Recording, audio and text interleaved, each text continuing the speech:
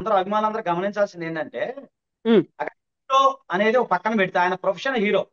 ఉమ్, కాకపోతే ఒక నేరం జరిగినప్పుడు అతన్ని ఒక నిందితుడిగానే మనం భావించాలి.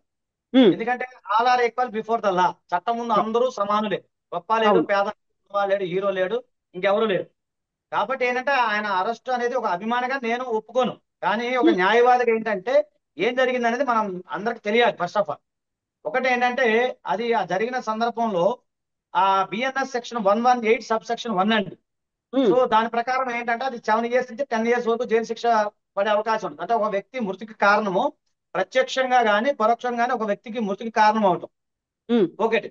తర్వాత 105 అది కూడా అంతే అండి. అంటే ఎలాంటి ఒక వ్యక్తి చనిపోవడానికి కారణం ఎలాంటి ఉద్దేశం లేనప్పటికీ కూడా ఏంటి కొన్ని అనివార్య కారణాలు కొన్ని అంటే ప్రత్యక్షంగానే పరోక్షంగానే ఆ వ్యక్తి చనిపోయినప్పుడు మనమే బాధ్యులు అవుతాం. ఉమ్, ఇప్పుడు ఉదాహరణకి మీకు పల్లవి ప్రశాంత్ ఉందండి, ఒక సంఘటన జరిగింది. ఆ రోజు అవును. అతను ఏమీ నేరం చేయలేదు, ఏదో మామూలుగా వెళ్ళాడు తర్వాత కానీ కొంత ఆ యొక్క క్రౌడ్ వల్ల నష్టం జరిగింది. సో సేమ్ ఇదే దీంట్లో కూడా అల్లు అర్జున్ ఎంటర్ అయ్యి అంటే పోలీసు వారి యొక్క ఆర్గ్యుమెంట్ నేను చెప్తున్నాను. వాళ్ళు ఏం ఉమ్, చెప్తున్నారంటే అల్లు అర్జున్ గారు అక్కడికి వచ్చే సమయంలో మాకు ఎలాంటి ఇన్ఫర్మేషన్ ఇవ్వలేదు, ఉమ్, ముందస్తుగా మాకు చెప్పలేదు. ఒకటి అది బాధ్యత రహితం అవుతుంది.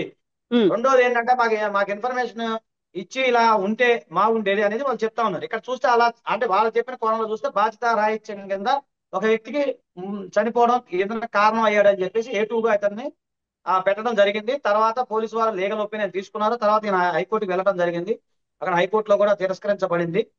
సో ఈ సందర్భంలో ఏంటంటే ఆయన్ని అంటే ఇది అబోవ్ 7 years నేరాలు కాబట్టి అరెస్ట్ చేసే అవకాశం ఉంది. అరెస్ట్ చేశారు ఈ రోజు. ఉమ్. సో అదే అక్కడ ప్రొసీజర్. అక్కడ ఇంటెన్షన్ అనేది లేదు, యాక్సిడెంటల్ గానే జరిగింది అనుకున్నప్పటికి కూడా ఒక క్రౌడ్ మేనేజ్మెంట్ అనేది ఉండాలి. ఆ క్రౌడ్ మేనేజ్మెంట్ చేసే బాధ్యత ఎవరిదని అనుకుంటున్నారు? హీరోని చూడడానికి అయితే ఖచ్చితంగా అక్కడికి వస్తారు. ఒక సెంటిమెంట్ అనేది అక్కడ ఉంది కాబట్టి సంధ్యా థియేటర్ దగ్గరికి ఆయన వస్తారు, చూస్తారు అనేటువంటి అభిమానులు అయితే అభిప్రాయపడ్డారు. అక్కడికి భారీగా చేరుకున్నారు కదా. ఇప్పుడు హీరో అయితే కావచ్చండి, ఇప్పుడు కాదంటలేదు, ఆయన హీరోగా నేను అభిమానిస్తా, మంచి యాక్టర్, నేను కూడా um, respect him as a um, hero. కానీ చట్టంలో అట్లా ఉండదు కదా. ఇప్పుడు మన ఒక వ్యక్తి ముందు వచ్చేటప్పుడు ముందస్తుగా పోలీసు వాళ్ళకి ఇన్ఫర్మేషన్ ఇవ్వాల్సిన బాధ్యత కూడా మన పైన ఉంటుంది కదా. ఉమ్, ఇప్పుడు ఒకటండి, ఇప్పుడు భారత రాజ్యాంగం ప్రకారం మన భారత రాజ్యాంగం కింద ఒక కేవలం మన మనుషులమే, మన సిటిజన్ ఆఫ్ ఇండియా మాత్రమే. వాళ్ళ ఉమ్, వాళ్ళ డిజిగ్నేషన్ లో ఫేమస్ సెలబ్రిటీ అనేది సెకండ్ థింగ్, అది చట్టం ప్రకారం పనికిరాదు. చట్టం గుర్తించదు దాన్ని. కాబట్టి ఏంటంటే పెద్ద పెద్ద మొన్నటిదాకా చూడండి మనకి సీఎం కేజ్రీవాల్ లాంటి వాళ్ళు ముఖ్యమంత్రి లాంటి వాళ్ళు జైల్లో ఉండొచ్చారు. సో అవును. అంతకన్నా ఏముండదండి, ఇక్కడ చట్టం ముందు అందరూ సమానులే. కాకపోతే నేను ఒకటే చెప్తున్నాను, ఇప్పుడు ఇందులో పోలీసు వారు ఏంటంటే చెప్పిన వాళ్ళు తీసుకున్న స్టాండ్ ఏంటంటే మాకు ఎలాంటి ఇన్ఫర్మేషన్ ఇవ్వలేదు, ఇస్తే మేము సెక్యూరిటీ కల్పించే వాళ్ళం, దాని ప్రొసీజర్ వేరు ఉంటుంది కదమ్మా. ఇప్పుడు ఉమ్, ఒకటండి, మీరు ఏదైనా సరే మనం ఒక ర్యాలీ పెట్టాలన్నా, ఒక ధర్నా చేయాలన్నా, ఒక రాస్తారోకో చేయాలన్నా కోర్టు పర్మిషన్, పోలీసు వారి పర్మిషన్ కంపల్సరీ తీసుకోవాలి కదా. అది అవును. ఎక్కడైనా ఉంది కదా, ఒక సభ పెట్టాలన్నా కూడా. ఎందుకంటే ఇప్పుడు ఇప్పుడు అక్కడ ఒక ఆమె చనిపోయింది అనేది కాదు, ఒక బిడ్డలకి తల్లి చనిపోయింది, అది ఉమ్, గమనించాలి కదా. సరే దానికి ఈయన కారణమా అనేది పక్కన పెట్టి ఈయన రావటం వల్ల అది జరిగింది అనేది పోలీసు వాళ్ళ యొక్క వాదన. అది ప్రాసిక్యూషన్ అంటారు. తర్వాత డిఫెన్స్ వాళ్ళ వాదన వేరే వేరే రకంగా ఉంటుంది. సో అది ఉమ్, సెకండ్ థింగ్. దాంతో ఇన్వెస్టిగేషన్ చేసే సందర్భంలో నెక్స్ట్ ఆయనకి శిక్ష పడతా లేదా అనేది. ఒకటేనండి, నేను అభిమానులందరికీ ఒకటే చెప్తున్నాను, accused is innocent until proven guilty. అంటే ఒక వ్యక్తి పైన నేరారోపణ చేసినంత మాత్రం నేరం చేసినట్టు కాదు.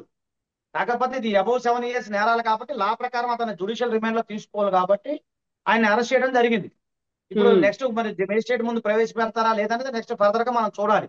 ఒకవేళ మేజిస్ట్రేట్ ముందు ప్రవేశపెడితే, ఒకవేళ నేను ప్రవేశపెడితే ఆ 14 years యథావిధిగా రిమాండ్ ఉంటుంది. తర్వాత వాళ్ళు మండే రోజు నాడు మామూలు యథావిధిగా మన బెయిల్ పిటిషన్ మూవ్ చేసుకుంటారు. అది కోర్టు పరిధిలో నడుస్తా ఉంటుంది. ఉమ్. అయితే ఇక్కడ అల్లు అర్జున్ వాదన, ఆయన పిఆర్ టీం వాదన, మేము వస్తామని ముందే చెప్పి పెట్టాము అనే వాదన. అటు పోలీసులకి తెలుసు, ఇటు సంధ్యా థియేటర్ యాజమాన్యానికి కూడా తెలుసు అనేది. అక్కడ వైఫల్యం అనేది ఎవరిది ఉంది? డిఫరెంట్ డిఫరెంట్ వర్షన్స్ థియేటర్ యాజమాన్యాల దగ్గర నుంచి వస్తోంది, పోలీసుల దగ్గర నుంచి ఉంది, అల్లు అర్జున్ పిఆర్ టీం దగ్గర నుంచి ఉంది. మూడు రకాల వర్షన్స్ ఏమైనప్పటికీ ఒక ప్రాణం బలైంది, ఒక కుటుంబం ఛిద్రమైంది అక్కడ. అవునండి, ఇప్పుడు మీరు చెప్పే కరెక్ట్ మా. ఒకటేనంటే పోలీసు వారు నాకు ఇన్ఫర్మేషన్ ఇవ్వలేదు, ఇస్తే చెప్తారు కదా వాళ్ళు. ఇప్పుడు ఉమ్, పోలీసు వారికి అంత చెప్పాల్సిన అవసరం ఏముంటుంది. పోలీసు వారు ఏమన్నా నాకు ఇన్ఫర్మేషన్ ఇవ్వలేదని వాళ్ళు చెప్తా ఉన్నారు. సో నువ్వే ఉమ్, బాధ్యులు అని చెప్తా ఉన్నారు. ఇన్ఫర్మేషన్ ఇవ్వాలి, ఒక లెటర్ రాయాలి, పర్మిషన్ తీసుకోవాలి. ఇప్పుడు ఏంటంటే సడన్ గా ఎంటర్ కాకూడదు కదా. అంతకుముందు ఎలక్షన్ ప్రచారంలో కూడా అంటే జనరల్ గా నేను న్యూస్ లో చూశాను, నాకు కూడా ఐడియా లేదు. అంతకుముందు ఎలక్షన్ ప్రచారంలో కూడా ఎలాంటి పర్మిషన్ లేకుండా వెళ్ళారు, ఆ రోజు క్రౌడ్ పెరిగిందని కూడా చెప్పడం జరిగింది. అది కూడా వార్తలు వచ్చినాయి మనకి. సో ఉమ్, ఒకటి, ఒక సెలబ్రిటీగా మీరు ఉన్నప్పుడు ఒక వ్యక్తిగా వెళ్ళటం వేరు. వ్యక్తిగా అంటే ఏంటి, మీకు సంబంధించిన వ్యక్తిగత విషయాలు వెళ్తాం వేరు, కానీ ఒక ప్రమోషన్ లో భాగంగా వెళ్ళేటప్పుడు ముందు ఇన్ఫర్మేషన్ ఇవ్వాలి కదా. ఇప్పుడు ఒక మనిషి బలయ్యారు, సరే ఇప్పుడు ఆయన హీరో కావచ్చు, నేను కాదట్లేదు, కానీ ఒక కుటుంబ సభ్యుని కోల్పోయిన పిల్లవాడి పరిస్థితి ఏంటి? ఇప్పుడు ఆయన అబ్బాయి ఎక్కడ ఉన్నాడు కదా, సో అతను పరామర్శించింది మరి ఇచ్చారో లేదో నాకు తెలియదు. ప్లస్ ఏదో కాంపన్సేషన్ 25 lakhs ఇస్తున్నారు, మరి అది ఇచ్చారో కూడా నాకు తెలియదు. సో ఈ మానవతా దృక్పథం సంబంధించి మరి ఇవి ఎంతవరకు వాళ్ళు ఎలాంటి నిర్ణయం తీసుకునేది నాకైతే నాలెడ్జ్ లేదు. కానీ చట్టపరంగా నేను ఒకటే చెప్తున్నానండి, అంటే నేను ఇప్పుడు చట్టం ముందు అందరూ సమానలే కాబట్టి పోలీసు వారు ఆ విధంగా తీసుకెళ్లారనేది నేను భావిస్తా ఉన్నాను. సో అభిమానులు మాత్రం దీన్ని డైజెస్ట్ చేసుకోలేకపోతున్నారు, భారీగా పోలీస్ స్టేషన్ కి వస్తున్నారు. ఇలాంటి ఇన్సిడెంట్ జరుగుతుంది అని టాలీవుడ్ చలనచిత్ర పరిశ్రమ కూడా ఎక్స్పెక్ట్ చేయనట్టుంది. షూటింగ్లు కూడా ఆపుకొని అక్కడికి వెళ్తున్నటువంటి కుటుంబ సభ్యులు, ఆ తర్వాత మెగాస్టార్ కూడా వెళ్తున్నారు అనేది ఉంది. వాళ్ళకి మీరేం చెప్తారు? అలా వెళ్తే వెళ్ళనివ్వండి. ఇప్పుడు అక్యూజ్డ్ ఉన్న రైట్ ఏంటంటే, ఆయన అక్యూజ్డ్ అండి. ఇప్పుడు అభిమానులు, నేను అదే చెప్తాను, అభిమానులు దీని గురించి పెద్ద కంగారు పడాల్సిన అవసరం, డీలా పడాల్సిన అవసరం లేదు. ఎందుకంటే accused innocent until proven guilty. ఒకటి అక్యూజ్డ్ గా ఉన్న ఆయన రైట్ ఏంటి? నెక్స్ట్ ఎంత మెగాస్టార్ చిరంజీవి గారు వెళ్ళినా లేకపోతే ఇంకొకళ్ళు వెళ్ళినా ఎవరు వెళ్ళినా కూడా లా ప్రకారం అయితే ఎవరైనా చేయలేరు కదా, అది చేయాల్సిన అడ్వకేట్స్ అంతే కదండి. లా ప్రకారం అయితే ఆయన వెళ్తారు, పరామర్శిస్తారు. ఒకటి వెళ్ళాలి, ఇంటి కుటుంబ సభ్యులు అరెస్ట్ అయినప్పుడు ఎవరైనా వెళ్తారు, అది కామను, అది కుటుంబ సభ్యులుగా అనుకున్న రైట్, అది వాళ్ళు వెళ్ళొచ్చు. ఇప్పుడు ఆయనకున్న అక్యూజ్డ్ గా ఆయనకున్న రైట్ ఏంటి? బెయిల్ పొందడం. బెయిల్ పొందిన తర్వాత కదా ఆయన బయటకు వచ్చేది. కాబట్టి ఎవరు వెళ్ళినా కూడా వెళ్ళి పరామర్శించడం తప్పేం కాదు. మాకు కూడా పక్కనే, నేను కూడా వెళ్దామని చూస్తున్నాను, వెళ్తాను, పరామర్శిస్తాం, అది వేరే విషయం. కానీ లా ప్రకారం అయితే ఎవరైనా చేయలేరు కదా. ఇక్కడ ఒక కీలకమైనటువంటి అంశం, సిపి ఆనంద్ అయితే మేము అరెస్ట్ చేశాము అనే చెప్తున్నారు. ఇలాంటి ఇన్సిడెంట్స్ జరిగినప్పుడు ఎవరైనా పర్లేదు, either it may be celebrity కావచ్చు, పొలిటీషియన్ కావచ్చు, ఒక సామాన్యుడు కావచ్చు, అరెస్ట్ అయిన తర్వాత ఒక మా వ్యక్తి చనిపోయిన తర్వాత జరిగినటువంటి ఇన్సిడెంట్స్ లో హత్య అంటే అక్కడ మరణం అనేది కనిపించింది, అక్కడ చనిపోయారు ఒక వ్యక్తి, ప్రాణహాని జరిగింది అనుకున్నప్పుడు ఏం జరుగుతుంది? ఫర్దర్ ప్రొసీజర్స్ ఎలా ఉంటాయి? అది అది ఓకే అండి, పోస్ట్ మార్టం రిపోర్ట్ అవన్నీ పోలీసు వారు సేకరిస్తారు. నెక్స్ట్ ఇప్పుడు రిమాండ్ రిపోర్ట్ 14 days తర్వాత రిమాండ్ రిపోర్ట్ మామూలుగా రిమాండ్ ఇస్తారు, అది కామన్. అది తర్వాత ఆయన మండే రోజు ఎప్పుడో బెయిల్ పిటిషన్ ఫైల్ చేస్తారు. కుదిరితే రేపు వేసుకుంటారు, ఇప్పుడు టైం ఉందో తెలియదు, మరి కుదిరితే ఇవాళ వేస్తారు, రేపు వేస్తారు. బెయిల్ పిటిషన్ వాళ్ళ అడ్వకేట్ బట్టి ఉంటుంది, వాళ్ళు ఫైల్ చేస్తారు. ఫైల్ చేసిన తర్వాత మన అవతల సైడ్ పీపీకి నోటీస్ వెళ్తుంది, ఆర్గ్యుమెంట్స్ జరుగుతాయి. ఆర్గ్యుమెంట్స్ జరిగిన తర్వాత బెయిల్ ఇవ్వాలా లేదా అనేది కోర్టు వారు నిర్ణయం తీసుకుంటారు, అది ప్రొసీజర్. అయితే ఇక్కడ స్టేషన్ బెయిల్ అలాంటివి ఏమైనా ఉంటాయా ఈ ఇన్సిడెంట్స్ లలో? లేదండి, ఇది అబౌవ్ 7 years నేరాలు కాబట్టి స్టేషన్ బెయిల్ ఉండవు. ఎందుకంటే అబౌవ్ 7 years, బిలో 7 years నేరం అయితే ఆయనకు ఎప్పుడో ఇచ్చేవాళ్ళు, నోటీస్ ఇచ్చేవాళ్ళు, 41 నోటీస్ ఇచ్చేవాళ్ళు, ఇచ్చి ఆయన వచ్చి చేసేవాళ్ళు. ఇప్పుడు అది కాదు, 10 years నేరాలు కాబట్టి పోలీసు వారికి ఉన్న ప్రకారం రూల్ ప్రకారం ఏంటంటే అరెస్ట్ చేసే అవకాశాలు కనపడతా ఉంది, రిమాండ్ విధించే అవకాశాలు కనపడతాం. సో ఇప్పుడు అక్కడి నుంచి పోలీసులు అదుపులోకి తీసుకునే టైంలో మీరు డైరెక్ట్ గా మా ఇంట్లోకి పర్మిషన్ లేకుండా మా బెడ్రూమ్ లో కూడా జ్వరబడ్డారు, మేము డ్రెస్ మార్చుకునేటువంటి అవకాశం కూడా మాకు ఇవ్వలేదు అని అల్లు అర్జున్ ఆర్గ్యుమెంట్ అనేది చేస్తున్నారు.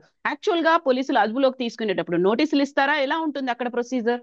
అంటే ఇది అబౌవ్ 7 years నేరాలు కదండి, discretion power of the police officer, administration officer. So అందులో చెప్పే కదా, అది ఎక్కడున్నా అది వేరే విషయం, క్రిమినల్ ట్రెస్పాస్ ఏం జరగదు, ఎందుకంటే వాళ్ళ డ్యూటీ వాళ్ళు చేస్తారు కదండి. వాళ్ళ డ్యూటీ ప్రకారం వచ్చారు, అక్యూజర్ అక్కడ ఉన్నాడు, అరెస్ట్ చేశారు అంతే. ఆయన నువ్వు హీరోనా కాదా అనేది కాదు, చట్టం ముందు అలా ఉండదు కదమ్మా. ఎవరైనా వాళ్ళ పవర్స్, పోలీసు వాళ్ళ పవర్స్, అది వాళ్ళకి ఇచ్చిన అధికారం అది. సో సేమ్ ఇంత ముందు వివరించినటువంటి ఏమంటారు ఎక్స్ప్లెనేషన్స్ అనేవి, వాళ్ళ వాదనలు అనేవి అవే కొనసాగించే అవకాశం కోర్టులో తెచ్చుకోవాలండి, కోర్టులో తెచ్చుకోమంటారు పోలీసు వారు, కానీ ఇక్కడ సంబంధాలు ఏమి ఉండవు, అవన్నీ ఆర్గ్యుమెంట్స్ అని కోర్టులో చూసుకోవాలి అవన్నీ. ఓకే, ఇప్పటికైతే నేరం ఆయన నిందితుడిగా ఉన్నాడు కాబట్టి, అక్యూజ్డ్ గా ఉన్నాడు కాబట్టి, ఇది కనుక నేరం రుజువు అయితే 7 సంవత్సరాల పాటు శిక్ష విధించే అవకాశం 7 సంవత్సరాల నుంచి 10 సంవత్సరాల వరకు అంటే చట్టంలో ఉన్నది నేను చెప్తున్నా, వ్యక్తిగత అభిప్రాయం కాదు, చట్టంలో బిఎన్ఎస్ సెక్షన్ ఏం చెప్తున్నా మీకు చెప్తున్నాను. ఎస్ ఆజాద్ గారు, థ్యాంక్ యూ సో మచ్ అండి. మళ్ళీ మనం మాట్లాడుకుందాం ఫర్దర్ డెవలప్మెంట్స్ గురించి. ఓకే అండి, thank you so much Azad గారు, థ్యాంక్ యూ అండి.